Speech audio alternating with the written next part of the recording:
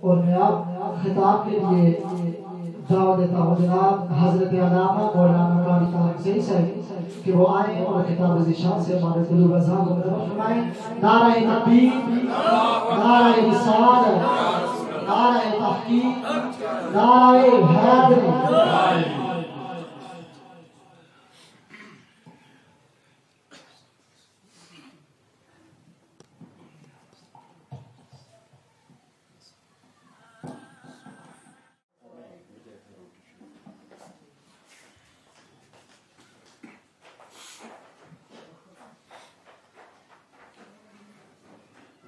الحمدللہ رب العالمین والعاقبۃ للمتقین والصلاة والسلام علی سید الانبیاء والمرسلین وعلى آله وأصحابه أجمعين. أما بعد فأعوذ بالله من الشيطان الرجيم. بسم الله الرحمن الرحيم. وما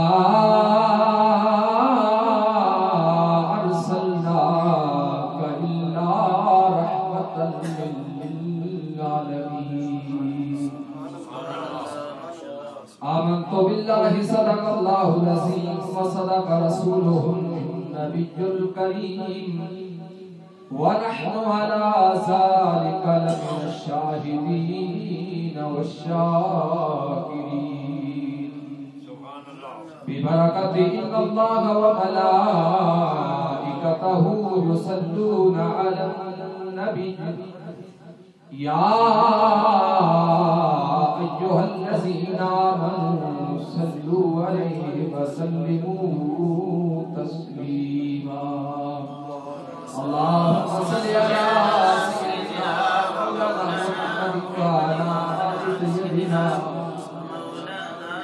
محمد وبارك وسلم عليه. الصلاة والسلام عليك يا سيدي يا رسول الله وعلى آلك وأصحابك يا سيدي يا خاتم النبيين. تسی آئے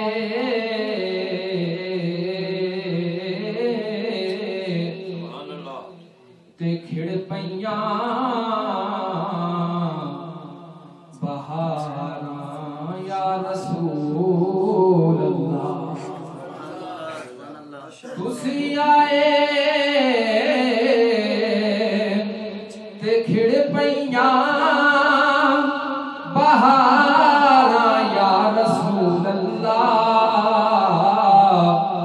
دلاں دا چین پایا بے قراراں یا رسول اللہ.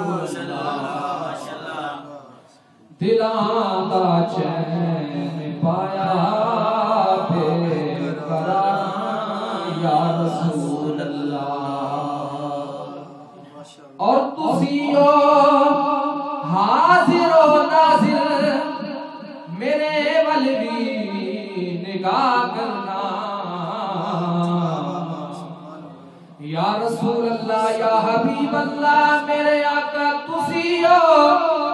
حاضر و ناظر میرے ول بھی نگاہ کرنا. مصیبت وچ جدوں بھی میں پکاراں یا رسول اللہ. مصیبت وچ جدوں بھی میں پکاراں یا رسول اللہ.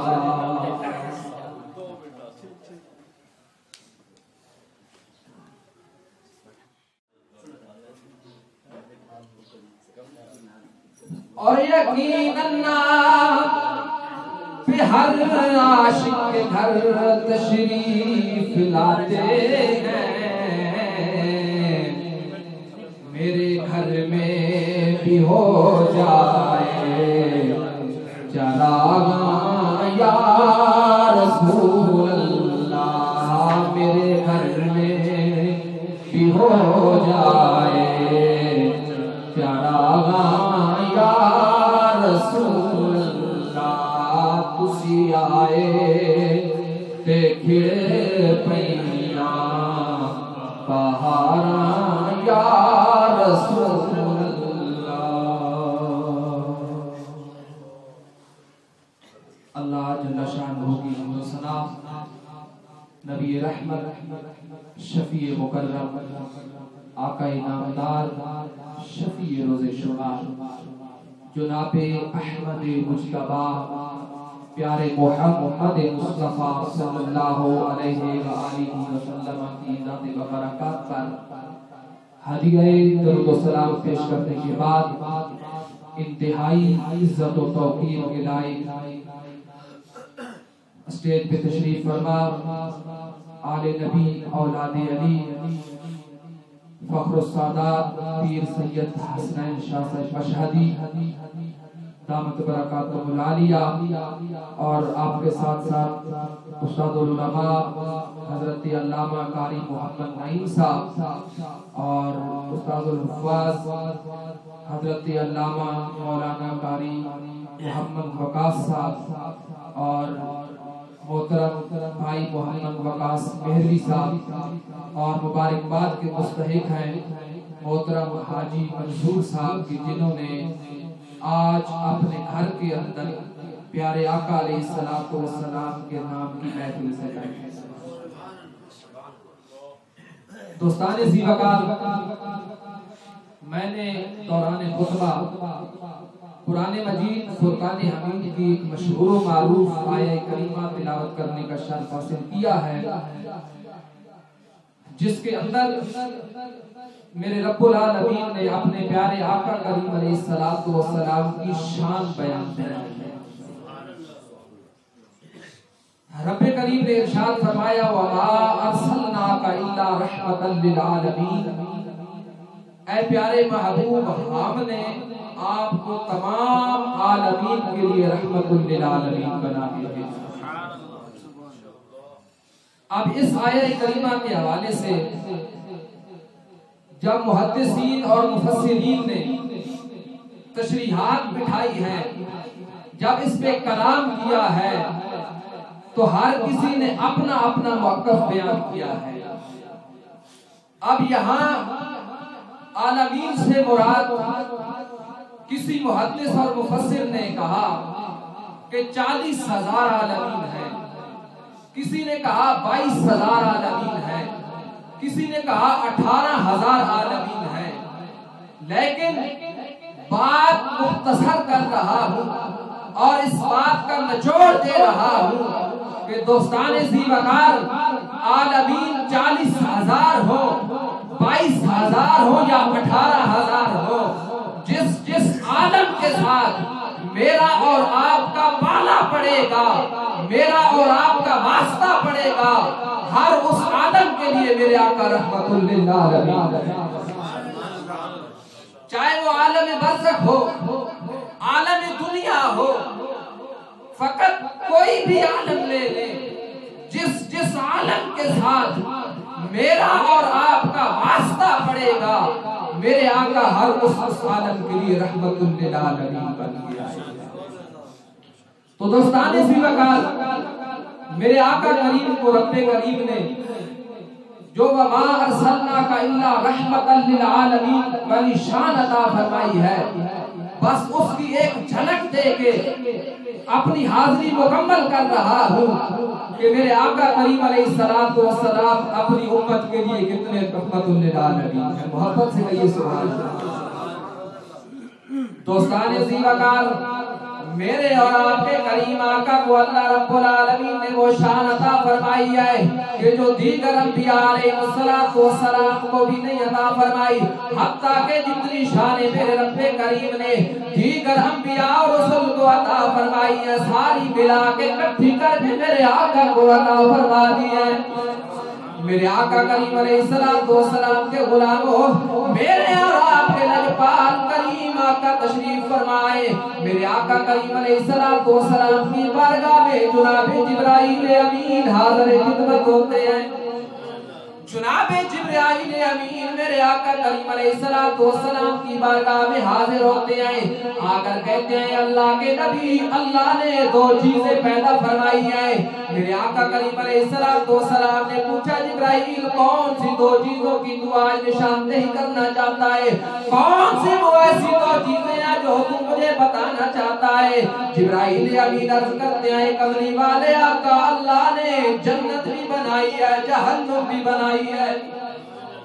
جنت بھی تیار کر رکھی ہے، جہنم بھی تیار کر رکھی ہے۔ میرے آقا کریم علیہ السلام نے پوچھا جبرائیل جنت کس کے لیے، جہنم کس کے لیے بنائی گئی ہے؟ جناب جبرائیل امین عرض کرتے ہیں اللہ کے نبی، جو آپ کے غلام، جو آپ کا کلمہ پڑھنے والے، جو آپ کے امتی نیکوکار ہوں گے، متقی پرہیزگار ہوں گے، اللہ انہیں جنت عطا فرمائے گا،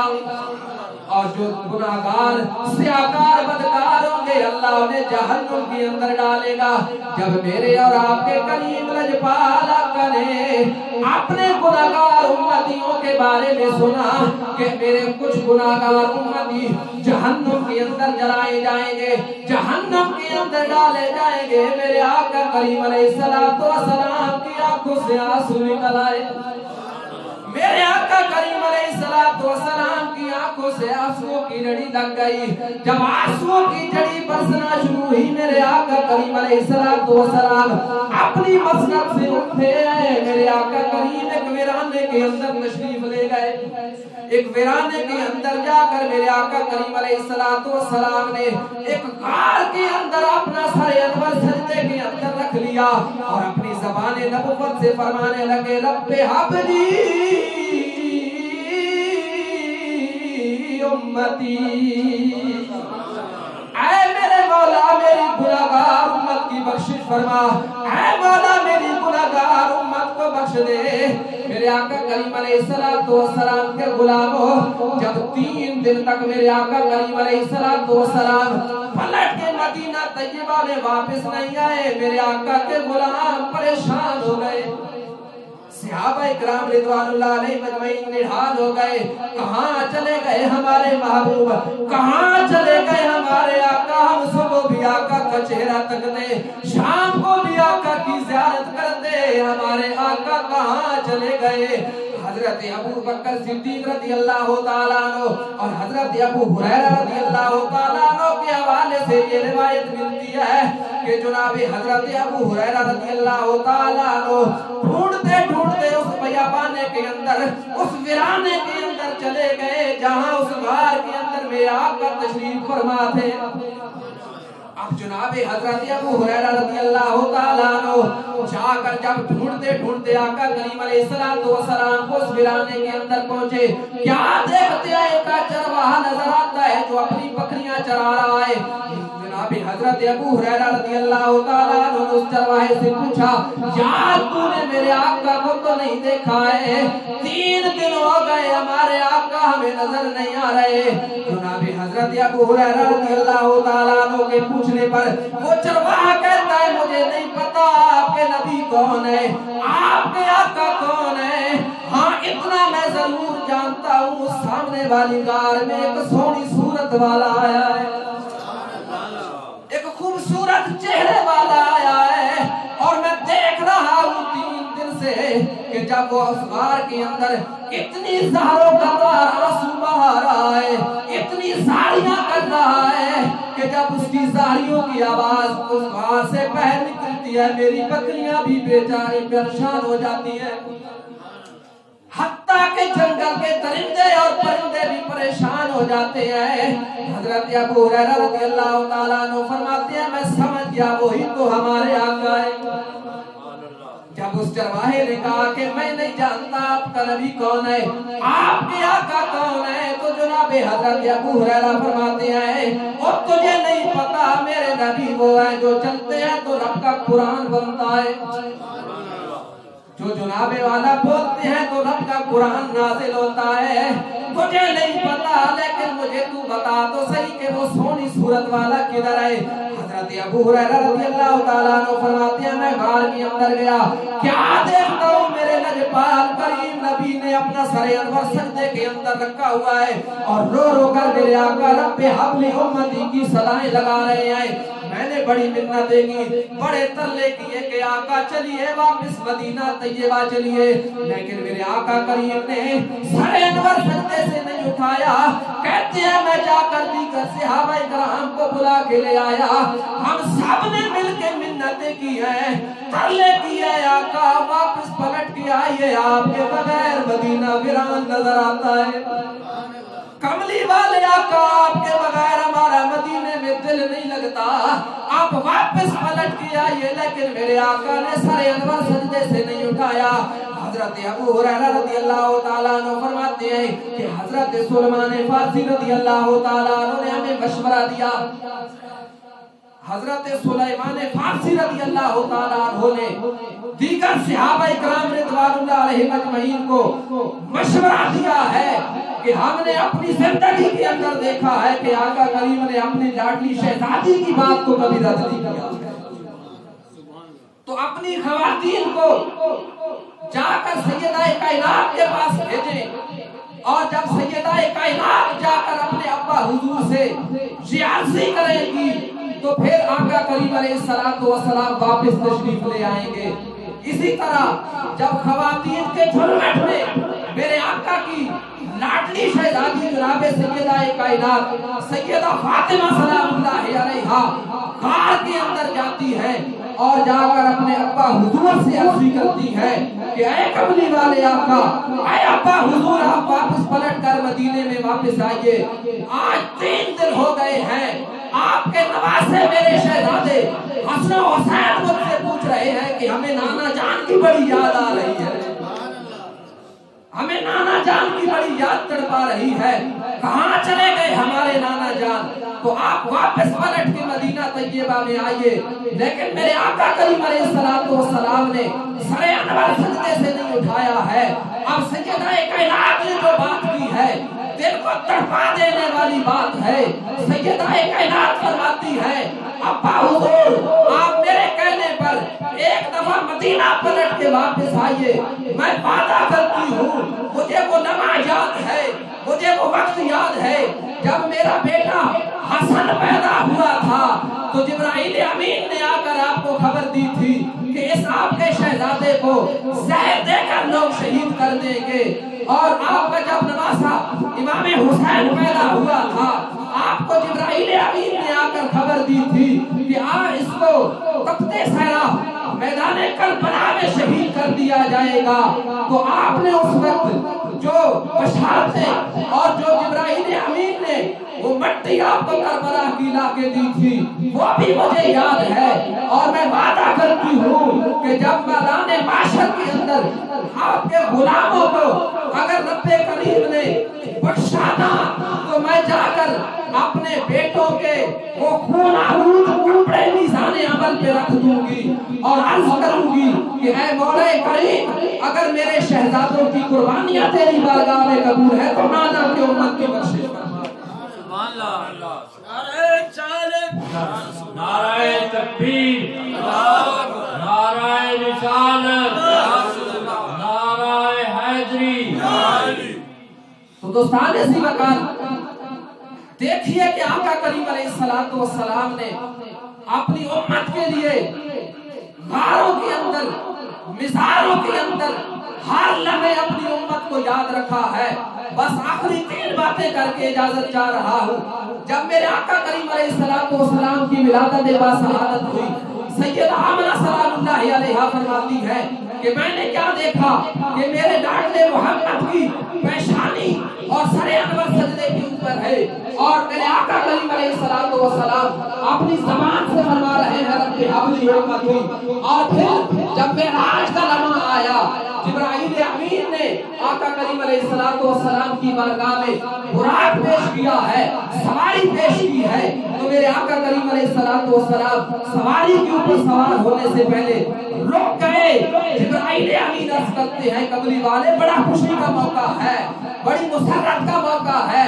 ये तो 1,24,000 कमोबेश अंबिया अलैहिस्सलातु वस्सलाम को किसी को ये मकाम नहीं मिला है, आप रब से हम कलाम होने जा रहे हैं। कमली वाले यहाँ आंसू बहाने की क्या वजह है? तो मेरे आका करीम अलैहिस्सलातु वस्सलाम ने फरमाया जिब्राइल ठीक है, आज मेरी सवारी के लिए बुराक पेश किया गया है, सवारी लाई गई है, लेकिन मुझे अपनी गुनाहगार उम्मत याद आ गई है कि जब मेरी उम्मत का पुल सिरात से गुजरने का वक्त आएगा तो उस वक्त मेरी उम्मत का क्या बनेगा। और फिर जब मेरे आका करीम अलैहिस्सलातु वस्सलाम का ज़ाहिरी मिसाल बाकमाल हो जाता है तो जनाब हैदर ने करार रज़ियल्लाहु ताला अन्हु अली अल-मुर्तज़ा रज़ियल्लाहु ताला अन्हु फरमाते हैं कि जब हमने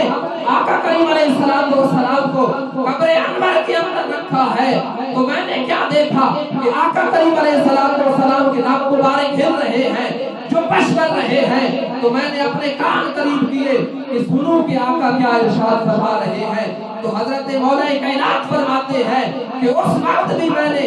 अपने सर के कानों से सुना है कि आका करीम अलैहिस्सलातु वस्सलाम की ज़बान नबुव्वत से यही जुमले जारी थे रब्बि हब्ली उम्मती, रब्बि हब्ली उम्मती। गोया पता चल गया जब मेरे आका की विलादत हुई तब भी अपनी उम्मत को याद किया है, तब भी अपनी उम्मत को नहीं भूले हैं। जब मेराज का वक्त हुआ और आका करीम अलैहिस्सलातु वस्सलाम को बुलंदियां नसीब हुई तब भी आका अपनी उम्मत को नहीं भूले हैं, और कब्र में जाते हुए भी आका अपनी उम्मत को नहीं भूले हैं। तो दोस्ताने ज़ीवकार अर्ज करने का मतलब ये है कि आज हमें ये चाहिए कि हम आका करीम अलैहिस्सलातु वस्सलाम के साथ अपना मोहब्बत का रिश्ता कायम कर लें। रब्बे काबा की कसम आज भी दरे खुला खुला है, दरे मुस्तफा खुला है, दरे खुदा से माफी भी मिल रही है, दरे मुस्तफा से खैरात भी मिल रही है, लेकिन शर्त इतनी है कि अपने आप को मुस्तफा करीम अलैहिस्सलातु वस्सलाम की बारगाह में ले आइए, मुस्तफा करीम अलैहिस्सलातु वस्सलाम के दर पे अपने आप को झुकाइए। रब्बे काबा की कसम खा के कह रहा हूँ दोस्तों, आज भी वो लम्हा दूर नहीं है कि जब बिस्तर आराम पे जाके लेट जाए तो आका की ज़ियारत नसीब हो जाए। दोस्ताने ज़ीवकार अल्लाह रब्बे करीम हमारी इस आजाना हाज़िरी को अपनी बारगाह में शर्फ़ कबूल फरमाए और मोहतरम हाजी मंसूर साहब का ये मोहब्बत भरा एहतिमाम अपनी बारगाह में शर्फ़ कबूल फरमाए। व आखिर दावा या अनिल हम्दुलिल्लाहि रब्बिल आलमीन।